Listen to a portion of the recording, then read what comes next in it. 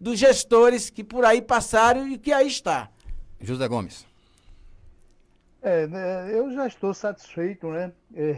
Porque se nós formos abordar esse tema aí, nós vamos muito mais longe, né? O tempo não nos permite. Eu queria entrar, Caio, se você me permitir, já numa pergunta com relação à gestão pública, né? Porque a proposta da nova forma de governar do projeto, ela filosoficamente pode até ser pensada. Entretanto, não existe uma abordagem de como na prática isso acontecerá, porque tem a proposta da redução de secretarias e a criação de conselhos. E para que se faça isso, nós vamos precisar de uma reforma administrativa logo no início do governo. Para isso, todos nós sabemos, Gilvan, que é necessário ter maioria ampla na Câmara. Então, como vão conseguir aprovar uma reforma se o indicativo é de que a representação na Câmara será pequena e o seu governo vai se dedicar, já pensou nessa reforma antes, porque se você não tiver pensado, não já tiver ela desenhada, vai ter dificuldade, já que a eleição é no dia 15 e no dia 1º você já assume o governo, já vai ter que estar com a sua composição pronta e discutindo com todo o corpo de secretariado as mudanças. Então você não vai ter tempo para isso. Como definir essa proposta? Só corroborando com você, Gomes, nós sabemos que qualquer mudança para o ano de 2021, na estrutura administrativa, tem que ser votada agora, pela Câmara da agora. Senão, se deixar para essa reforma ser feita em 2021, só vai valer para 2022. A eleição, 15 de novembro. Já existe alguma articulação? Ou você que critica tanto a atual gestão vai gerir a cidade com a mesma estrutura administrativa dele? Isso aí é um ponto crítico nessa questão, porque 15 de novembro a gente praticamente vai ter um mês. E um mês não daria para colocar nenhum projeto diante da Câmara, para discutir isso, para ser aprovado. Então, isso aí a gente já entende que não adianta estar aqui querendo fantasiar as coisas, porque não vai dar tempo fazer essa reforma para 2021. Não tem como. O que a gente vai precisar fazer, o que a gente vai fazer é conduzir da forma que já foi designada em 2020, porque a gente sabe que quando o governo assume, ele tem que fazer o seu PPA e depois fazer sua LDO, e depois fazer sua LDA. E isso é de um ano para o outro. LDA não, só é LOA. Ou a LOA, aliás. Só para corrigir. LDA já é a Liga Desportiva de Alagoas. Já LOA. Mas Já estou pensando aqui no esporte. Hein? Fala, Gomes. Futebol já é comigo. LDA Já tô. Pode seguir. Então a gente precisa fazer esse processo e isso não daria tempo fazer em questão de 30 dias. Não tem como. Então a gente vai ter que se adequar à situação que está, agora com responsabilidade e buscando já preparar tudo para o ano seguinte. A questão, Gomes, que você falou, que Juscelio falou, quanto a gente conviver com o processo que aí está e a dificuldade que teríamos com minoria na Câmara. Vamos falar da minoria na Câmara, se a gente tiver, porque a gente não sabe ainda como é que vai ser. A gente não sabe se... Eu não creio que a cidade vai eleger os vereadores que vieram dizendo o que vai fazer. Se eles já foram eleitos, ele vai ter que mostrar o que ele fez. Se ele não mostra o que ele fez, fique atento, você eleitor, e não reeleja essas pessoas. Tem muitos nomes novos aí. Coloca nomes novos. Sem vícios, nomes novos, sem tá com... Repita isso aí, quer dizer que quem já é vereador não tem o direito de chegar dizendo que vai fazer. Tem que mostrar o que já fez, né? Se não fez. Gostei da ideia. É vereador, não fez nada, tá dizendo que vai fazer porque ele não fez nos 4 anos que ele passou. Passa aí, isso para o como prefeito candidato também, à né? Câmara. O prefeito também tem que... A mesma ordem... Começa pelo prefeito, porque começa de cima para baixo. Então... Mas, Gilvan, quando a gente fala isso da questão do apoio, porque a gente está observando principalmente com relação ao presidente Bolsonaro, né? A dificuldade que ele tem para aprovar projeto. Aliás, saiu aí semana passada o estudo de que de 2015 para cá foi o presidente que mais liberou emenda parlamentar, justamente porque ele não tem uma base, né, fixa na Câmara e tem que negociar, e a negociação com a Câmara dos Deputados é justamente com relação as emendas. Você não teme que um governo seu passe pela mesma situação, né? De ter que negociar e aí, né, ter que liberar mais emendas, aquela coisa toda, um desgaste natural aí do governo? Se as emendas liberadas forem em benefício da população, tá maravilhoso, não importa para quem. O importante é que chegue ao cidadão. Agora, não tem nenhum problema eu liberar emenda se essa emenda vai beneficiar os munícipes da cidade. Eu só não posso liberar emenda para beneficiar o vereador. Mas se ele vai beneficiar alguém, maravilha. Eu estou de acordo e quantas eu tiver condição eu vou estar liberando. Agora, o presidente Bolsonaro, com todas as suas dificuldades, mas eu desconheço algum gestor federal, algum presidente da República que tenha feito o que ele fez no espaço de tempo que ele está aí, em 2 anos, a quantidade de obras que ele já fez, mesmo tudo contra ele.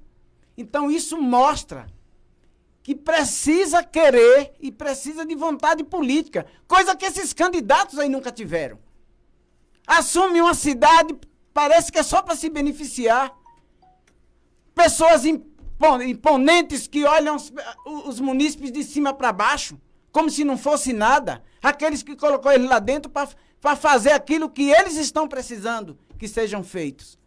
Então, as pessoas vivem a cada dia sendo empurradas para o abismo pelas pessoas que elas o elegem. Então, temos um governo Bolsonaro, tudo contra ele e as coisas funcionando.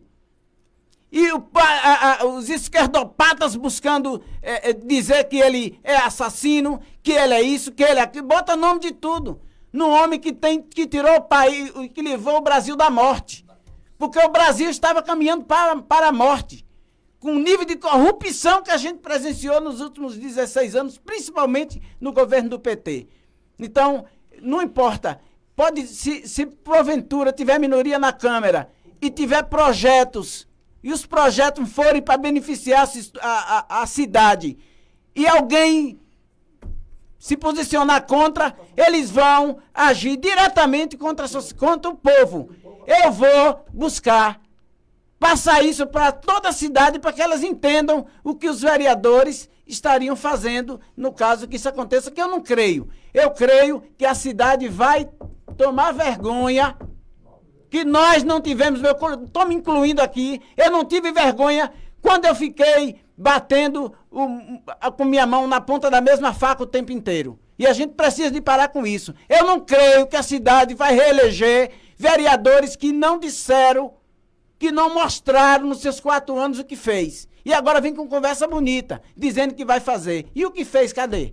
Ô Gilvan, eu, aproveitando a oportunidade que você fala de Bolsonaro e não corrupção, e eu quero fazer essa pergunta a todos os candidatos que aqui vão passar, porque com essa altura, já informado que o candidato do DEM não vai estar aqui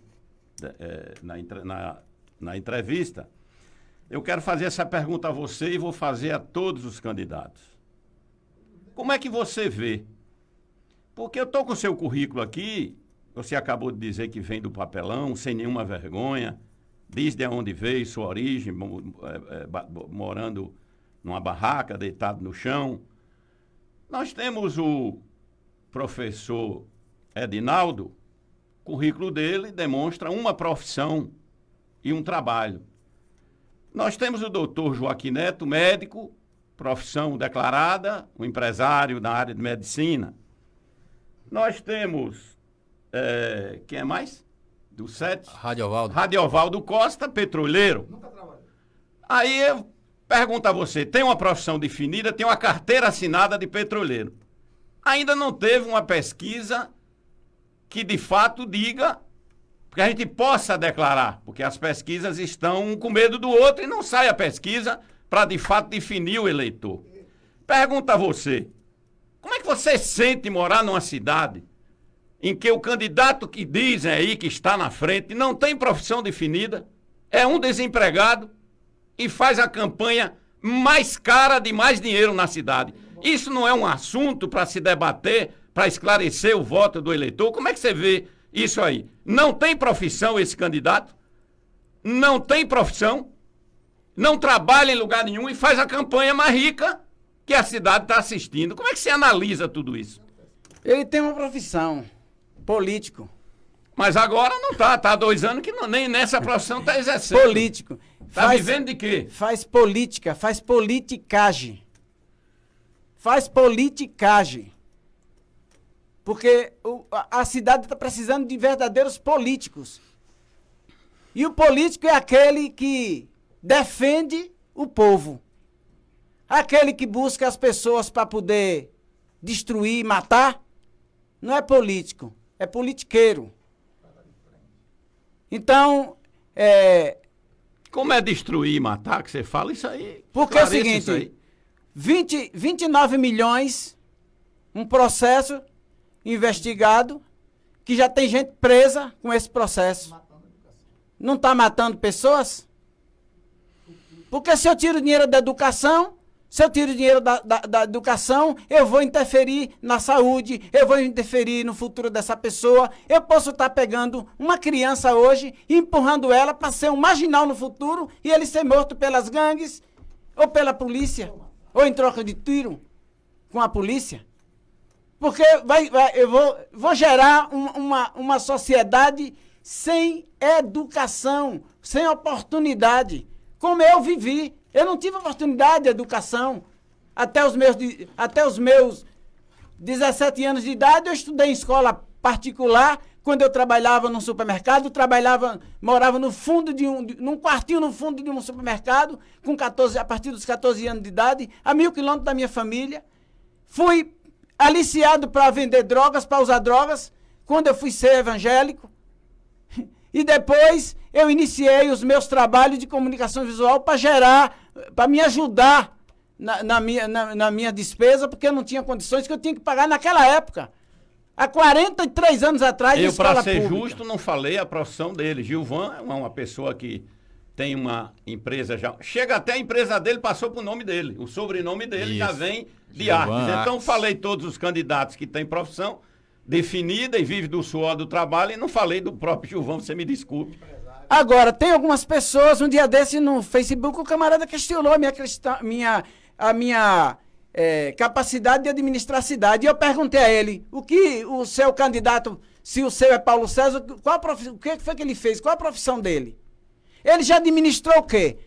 Porventura, você já viu ele administrando uma caixa vendendo pastel na rua, que depois se transformou numa pastelaria? Segundo, outro candidato usa o macacão da Petrobras às vezes, mas você já viu ele trabalhando fazendo o quê? A não ser buscar fechar as empresas, a não ser buscar trabalhar contra os empresários, lutar contra os empresários, para beneficiar o outro médico. Mas esse médico é mãe, trabalhou e sofreu e com muito esforço transformou ele em médico. Ele resolveu ser político também. Saiu daqui, foi para Sátiro Dias, 3 anos lá, o povo não quis mais, veio para Lagoinhas, o povo de Lagoinhas, um povo cordeiro, um povo maravilhoso, diz, agora nós vamos mudar a história da nossa cidade, vamos transformar a nossa saúde. Tá aí. Nunca administrou nada. Só política. Ô, Gilvan, falando... Eu, só concluindo aqui, como eu disse, comecei numa barraca do Madeirite Podre, pintando camisa numa mesinha. Algum tempo depois, aquilo se transformou na maior empresa de comunicação visual de Alagoinhas e região. Formei centenas de profissionais, onde muitos deles hoje são empresários. E empresários bem-sucedidos no segmento a qual eu ensinei a trabalhar. Peguei um rapaz ali no Rio das Tripas, hoje é um cidadão, um empresário, um homem de bem. Peguei outro que era traficante, hoje é um homem de bem. E isso eu quero fazer com vários outros jovens da nossa cidade. Rio das Tripas aqui em Alagoinhas eu não conheço. Tinha o Rio das Tripas, tinha o Rio das Tripas, meu irmão. Então, pessoas que não tinham perspectiva de uma vida melhor. E hoje, essas pessoas vivem bem, vivem em paz. Pessoas para mim chegar na casa deles e eles chamar a família e falar, aqui ó, tudo que eu tenho na minha vida, agradeço esse homem aqui, que me pegou com 12 anos de idade, quando meu pai morreu, e ele cuidou de mim, e hoje eu sou esse homem que sou. Porque eu não ensinei só as pessoas a ser profissionais, não. Eu ensinei aqueles meninos que não tinham ideias contempláveis e ensinei a serem homens também. Ô, Gilvan, eu quero fazer uma pergunta com relação à estrutura administrativa no eventual governo seu. Muita gente questiona a questão da burocracia para tirar algumas documentações, ter algumas alvarás, essa coisa toda. O que é que você pensa com relação a uma reforma administrativa no município e se tem que detalhasse como seria, na sua visão, né, uma nova estrutura administrativa para a cidade? Para começar, hoje a gente tem. A pessoa vai... Para resolver um problema, às vezes, que poderia resolver num só lugar, hoje a pessoa tem que rodar a cidade toda, às vezes, para poder resolver o seu problema. E às vezes passa coisa que podia resolver numa manhã, passa 4, 5 dias, uma semana, 15 dias buscando resolver. É um equívoco muito grande. Quando uma pessoa se coloca no lugar de um candidato, de um gestor público, essa pessoa ela tem que entender que ela está se candidatando a ser um servo das pessoas, ser um empregado. E não é empregado só dos ricos, não, é dos pobres também, porque todos nós somos pagadores de impostos. Então, um gestor público, o bom gestor público, para mim, ele tem que facilitar a vida das pessoas. Em todas as áreas. Ele tem que facilitar. Então, eu tenho um desejo grande de centralizar essas secretarias. A Lagoinha já precisa de um centro administrativo há tempos, de verdade. Porque temos o CAN. Mas o que resolve? O que a pessoa resolve no CAN? O que uma pessoa resolve no CAN? Não resolve nada, praticamente nada.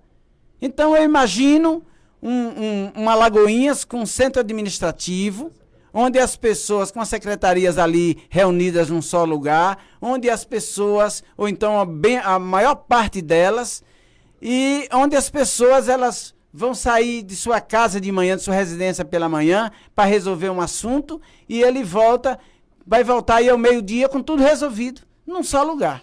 Gomes,